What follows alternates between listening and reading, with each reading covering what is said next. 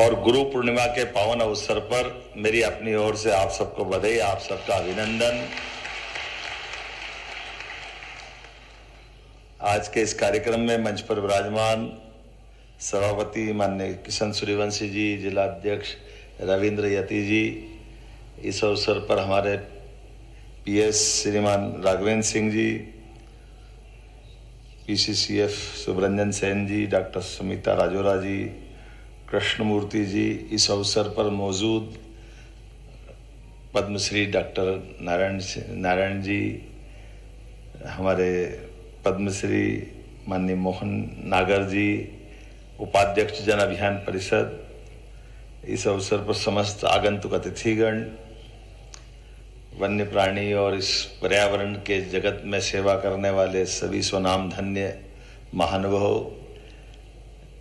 विभाग से जुड़े हुए सभी अधिकारीगण, इस संस्थान के विभाग के साथ अपनी अंतर चेतना जागृत करते हुए अलग अलग प्रकार का उत्तरदायित्व निभा रहे सभी मित्रों, प्यारे बच्चों, पत्रकार साथियों, सच में आज सुखद संयोग भी है या सनातन संस्कृति की हमारी अविरल धारा का यह अनुपम सामीप्य और समुच्चय भी है। जब गुरु पूर्णिमा की बात करते हैं तो हम अपने गुरु का तात्पर्य कोई हमारे अपने पूजा पाठ या विधान से न जोड़ते हुए, हमारे लिए गुरु का मतलब, गुरु शब्द का अगर संधि विच्छेद करेंगे तो दोनों शब्दों में अंधेरे से प्रकाश की ओर ले जाने वाला शब्द हमको गुरु से परिचय कराता है। और इसीलिए हमारी सनातन संस्कृति के भाव में भी हम आदिकाल से भारत की दुनिया के देशों के साथ अगर पहचान भिन्न करना चाहते हैं तो वो हमारी वो गुरु संस्कृति, इसलिए हम विश्व गुरु की बात करते हैं, मानवता की बात करते हैं। जगत मिथ्या, हम तो पता नहीं कितने प्रकार से एको हम द्वितीय नास्ति, हमारे में जो है वो सब में है। इसलिए परमात्मा के साथ उस उदार भाव को लेके चलते हैं। तो आज ये बाघ दिवस के अवसर पर जब बात कर रहे हैं तो केवल बाघ की नहीं, समूची प्रकृति की, समूची वसुंधरा के अंदर चराचर जगत की है। और इस नाते से होगा, जब नोबेल पुरस्कार मिला होगा जिनने कहा कि प्रकृति के साथ हमारी तादात्म्य क्या है, जगदीश चंद्र बसु जी को पुरस्कार मिला, तो हम सब जानते हैं कि पेड़ों में प्राण होते हैं। रॉयल सोसाइटी के माध्यम से जब पहली बार उनको पुरस्कार मिला और वैज्ञानिकों के आधार पर जब उनको सारे लोगों ने बधाई दी कि आपने बहुत बड़ा चमत्कार कर दिया, अब भारत में आपको लोग कंधे पे उठा करके घूमेंगे, बड़ा काम कर दिया। जगदीश चंद्र बसु ने क्या, बिल्कुल नहीं होने वाला हमारे देश में, ये केवल इंग्लैंड में ये हो रहा है या यूरोप के देशों में होगा। तो उनने जिज्ञासावश कहा कि क्या आपके लोग समझदार नहीं है, विद्वानों की कद्र नहीं करते, वैज्ञानिक की इज्जत नहीं करते? जब आपने इतना बड़ा सिद्ध किया तो ये उन्होंने कहा नहीं, ये ऐसा नहीं है, हमारे यहाँ गांव-गांव में मालूम है कि पौधों में प्राण होते हैं, तो आपको नहीं मालूम था, आपके लिए बड़ी बात हो गई।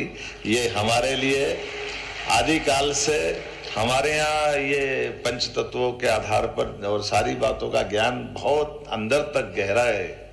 इसलिए हम अपने कोई देवी देवता की बात करें, देवी देवताओं के साथ प्रकृति का संबंध बताने के लिए उनके वाहन को हमेशा अलग अलग प्राणी जगत से ही जोड़ा गया, पशु जगत से जोड़ा गया, पक्षी जगत से जोड़ा गया।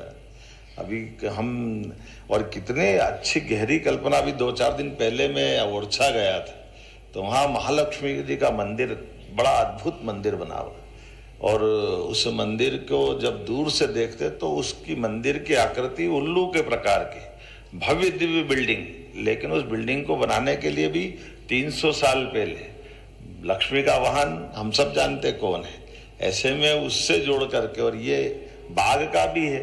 जब हम शक्ति की बात करते हैं तो माँ दुर्गा की कल्पना करते ही बाघ की अपने आप स्वतः ही हमारे मन में भावना आ जाती है। और बाघ दिवस के अवसर पर जो बताया गया है, वास्तव में सारे विभागों की सरकार तो सबसे चलती है, लेकिन सबसे ज्यादा मजा मुझे भी वन विभाग के साथ आता है, उसका आनंद ही अलग हो जाता है।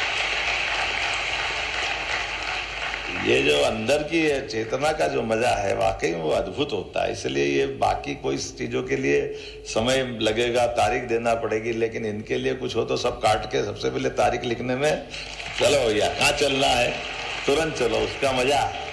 और ये भी कम नहीं है, कभी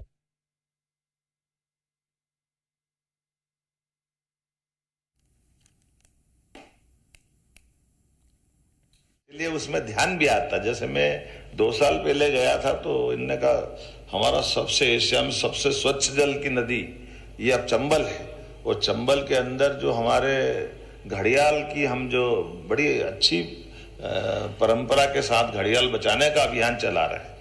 अब ये अलग बात है कि मैंने भी ध्यान दिया और बाकी सबसे भी पूछा कि घड़ियाल के बच्चे जब आज अंडे निकालेंगे और आधे अंडे में ही छोड़ देंगे, आधे अंडों से बच्चे निकालने में, बच्चों को बड़ा करने में लगभग 2-2.5 साल तक अपने साथ रख करके उनको तैयार करते हुए जब वो 24 से 30 इंच के बीच में हो जाए तो फिर उनको छोड़ने का फरवरी के आसपास का समय लेते हैं। और वो घड़ियाल के बच्चे छोड़ने में भी गया एक बार। तो अब ये अलग बात है कि हमारी सज्जनता का लाभ आसपास वाले भी ले जाते हैं। घड़ियाल हम छोड़ रहे हैं, घड़ियाल सेंचुरी राजस्थान वाले कमा रहे हैं, उनने टूरिज्म अपना डेवलप कर लिया कि हमारे देखो घड़ियाल घड़ियाल। अब घड़ियाल का भी अब ये बात सही विभाग की दृष्टि से निर्णय कर रहे हैं। अब घड़ियाल छोड़ रहे हैं तो मैंने देखा वहाँ बहुत सारे मगर हो गए। तो हमने कहा घड़ियाल में मगर क्या कर रहे हैं? हमने कहा साहब ये मगर अब घड़ियाल हो गए तो घड़ियाल का शिकार भी कर लेते हैं और ये थोड़ा ताकतवर है तो इनकी तरह से फिर इस बार हमने कहा ये घड़ियाल आप छोड़ते आधे तो यही खा जाते हैं, तो जरा अपने को अपना माल भी तो बचाओ भाई, ये क्या चक्कर है। तो हमने कहा कूनो पालनपुर कूनो की नदी में इस बार से छोड़ा है तो हमारे घड़ियाल हमारे पास रहे, मतलब वास्तव में वो इकोसिस्टम बन रहा है। इसलिए अब बाघ की बात भी आई तो मुझे तो बहुत अच्छा लगा कि कोई अभी अपने ही देखा कि वो मुन्ना को उठा के लाए आप देवास के पास से, जिसके आधार पर बड़ा नाम चलता था उसका, क्या मुन्ना ही नाम था ना, क्या था, युवराज। युवराज नाम भी युवराज आज भोपाल में आ गया ना, जिसके कारण से हाँ इलाज के लिए बहुत अच्छा। ये जो वास्तव में विभाग के माध्यम से कोई कारण से हमारा जानवर बीमार हो गया है, वृद्धावस्था की तरफ जा रहा है, तो ऐसे में आपने उनको पुनर्वसाहट का भी काम किया। और मुझे भी अच्छा लगता है, आजकल मैं मुख्यमंत्री से भी बात करता हूँ तो उनके यहाँ क्या ये पहले दिमाग लगाते हैं। तो जंगली भैंसे असम से मिल रहे तो हमने कहा भैया हमसे टाइगर ले लो, आपके यहाँ का भी हमको दे दो। तो उन्होंने कहा क्या चाहिए? जंगली भैंसे हमारे यहाँ 100 साल पहले गायब हो गए थे, वो हमको दो। मुझे अच्छा लगा कि वो जंगली भैंसे अपना परिवार बढ़ा रहे हैं और बहुत अच्छे सफलता के साथ पुनर्वसाहट में हमारे लिए वो आनंद दे रहे हैं। फिर हमने कहा गेंडे वेंडे भी दो भाई। अब हाथी तो अपने आप आ ही गया, हमारे यहाँ 100 साल पहले हाथी थे लेकिन अब हाथी दोबारा आ गए। लेकिन मुझे अच्छा लगा, आप पहले साल 2 साल पहले लगातार डरावनी संदेश आ रहे थे कि हाथियों से हमारे गाँव के आसपास के लोगों के कई प्रकार के कष्ट के समाचार आ रहे थे। लेकिन अब योग्य प्रकार से ट्रेनिंग करने के बलबूते पर, आधुनिक तकनीक के बलबूते पर समाचार, हाथी समाचार क्या क्या कराए, उसका परिणाम निकला कि हमने अपने उन प्राणियों को भी अपनाया और उनसे होने वाली दुर्घटनाओं को भी रोकने का बड़ा एक अच्छा सकारात्मक संदेश है। आज ही बाघ दिवस पर समाचार पढ़ रहे थे, कहाँ हमारे पास 53 साल पहले 10 के अंदर के 2 अंकों के अंदर ही टाइगर थे हमारे यहाँ, और अभी 2016 में लगभग 200-250 के आसपास थे। और अभी जो 22 की गिनती आई तो कितने हुए थे? वो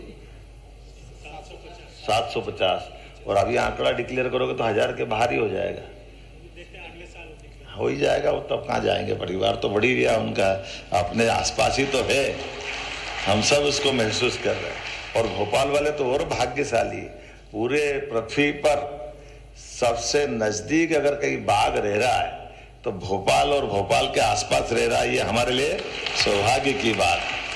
सह अस्तित्व का इससे अच्छा उदाहरण कौन सा होगा? ये सौभाग्य की बात है।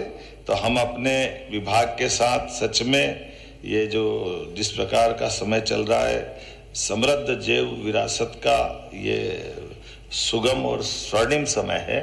मेरी अपनी ओर से बाघ दिवस की आप सबको बहुत बहुत बधाई, बहुत बहुत धन्यवाद।